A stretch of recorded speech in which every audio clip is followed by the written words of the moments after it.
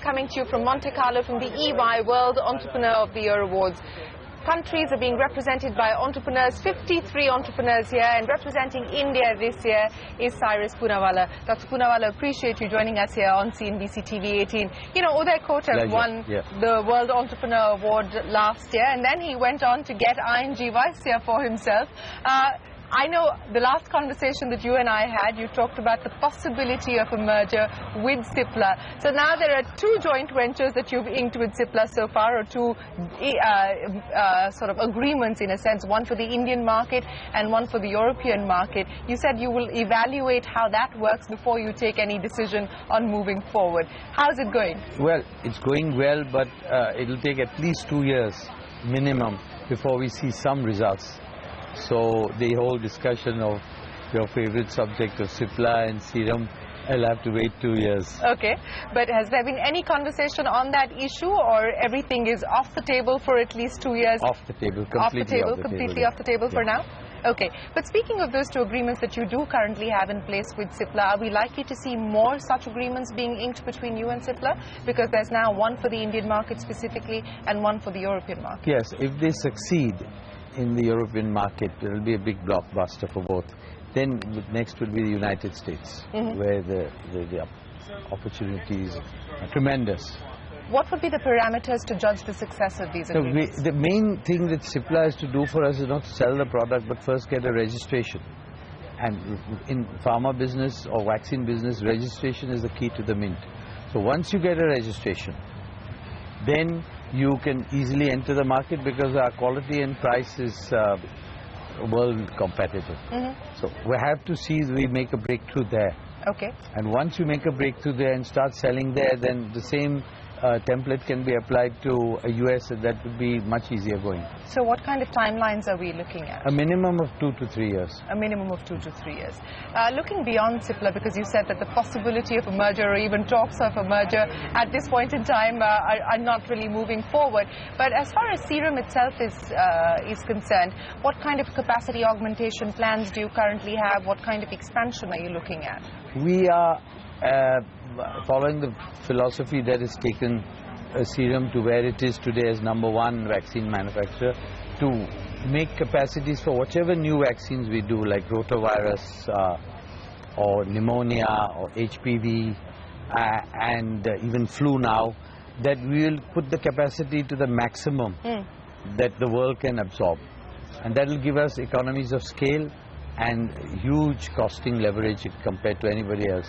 That's right. So are you looking at expansion at this point in time? Yes, huge expansion. Both in India? Made a big new SEZ about 2 miles away from where we are, where they're going to have a duplicate Serum Institute to take care of all the new vaccines and all the other projects.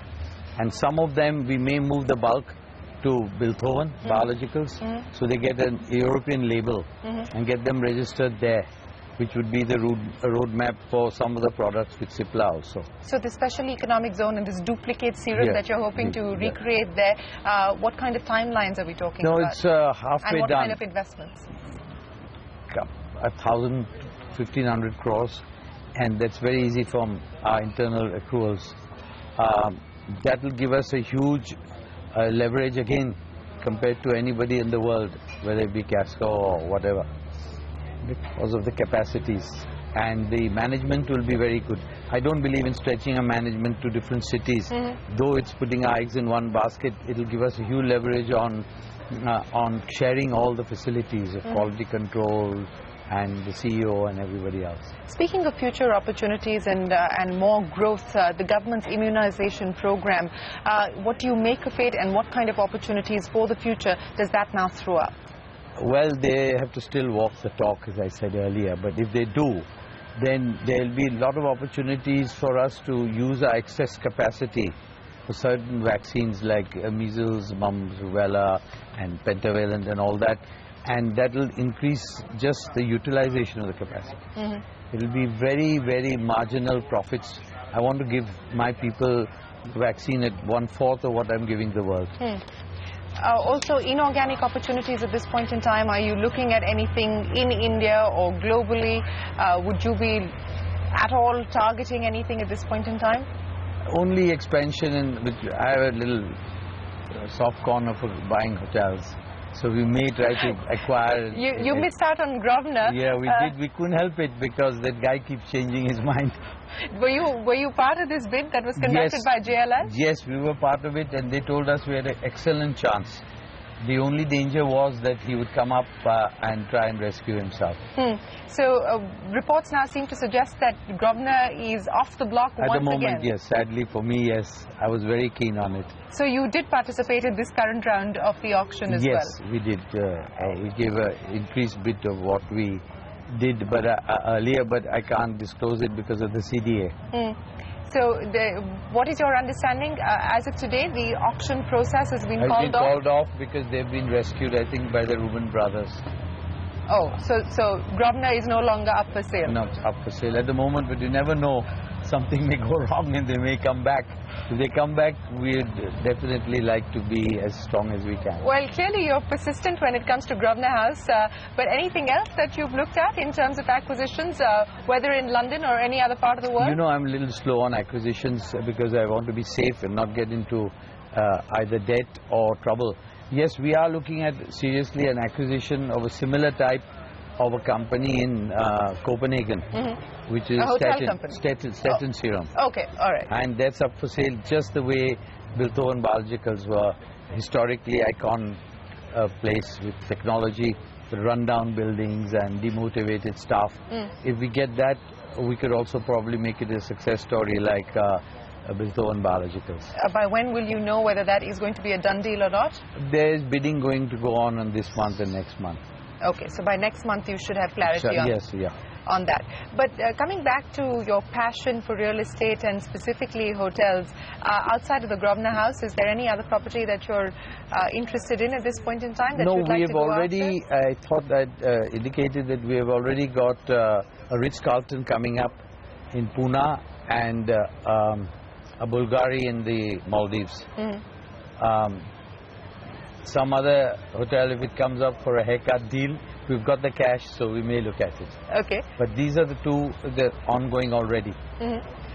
So the Ritz in India and Bulgari in the Maldives is currently what you're working on? That's already in place. Okay.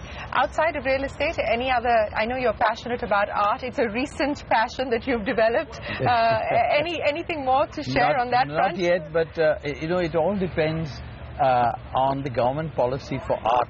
I want to bring in maybe even 1,000 crores worth of art from abroad, provided we can re-export it. At the moment, they've got this rule that once the art is more than 100 years old, you can't re-export. That would mean the whole asset is dead. So a lot of people are working to put sense into the Modi government. The rule should remain for Indian art and artifacts and nothing to do with foreign art. Okay. You know, speaking of some of the investments that you have made in India, and they haven't really turned out very well for you, at least the investments that you've made in India pharma companies, and that's no secret. You've spoken about it quite candidly. Where do things currently stand as far as those investments are concerned, and what is the road ahead?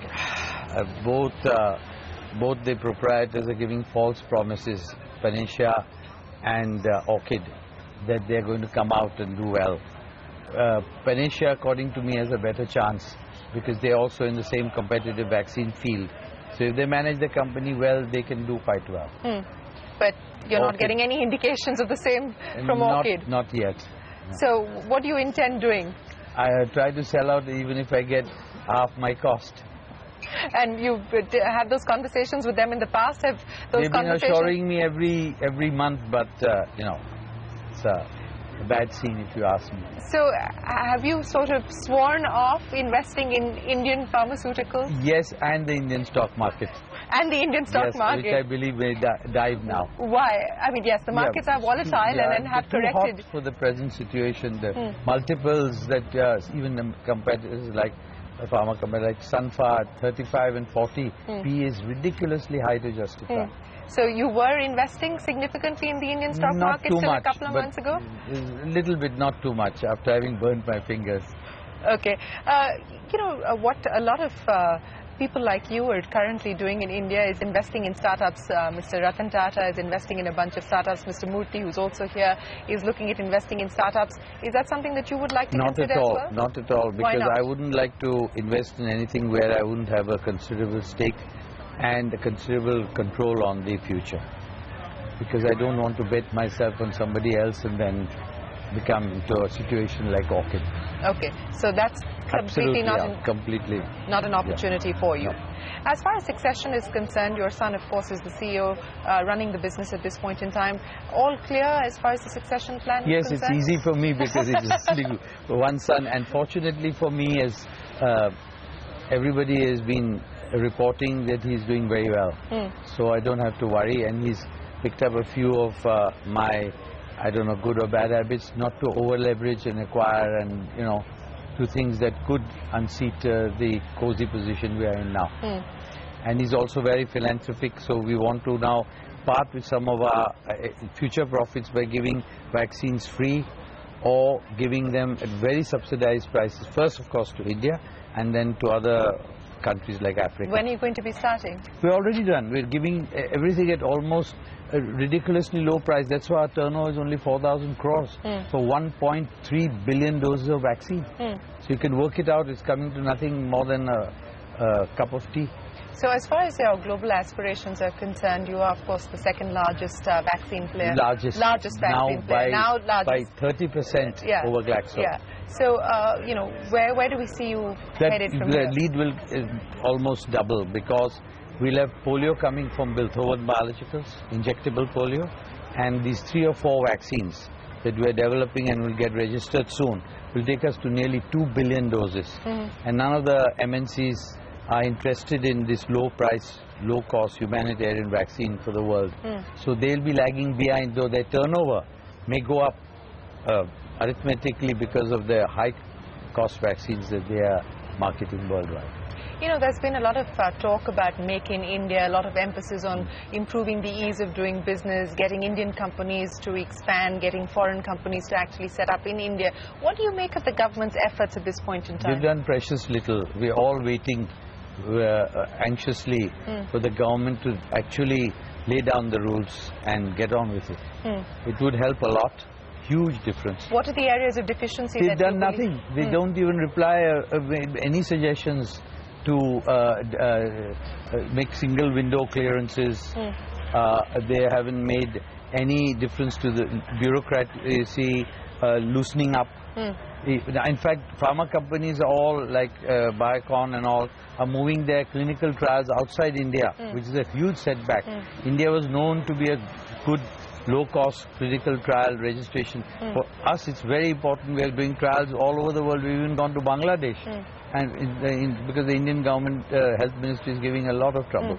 So it's been, you're saying, a dismal performance over the last 12 months? I was told not to say so, but the facts speak for itself.